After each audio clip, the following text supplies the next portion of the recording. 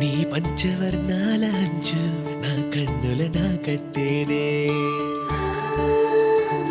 నా పట్టు పూల శ్వాసకు నీవే సుగంధం తెచ్చావు.